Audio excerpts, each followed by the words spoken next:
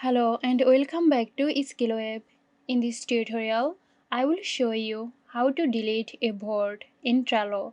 So let's have a look now.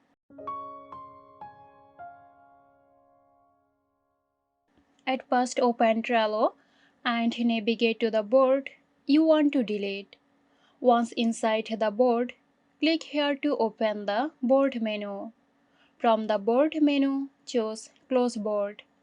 A confirmation window will appear asking if you are sure you want to close the board.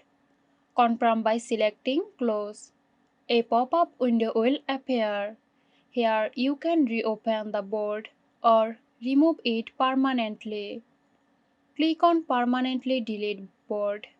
Then confirm the action by clicking Delete. Okay, there you go. Hope you found this tutorial helpful. Stay tuned for more helpful tutorials here at Skillweb.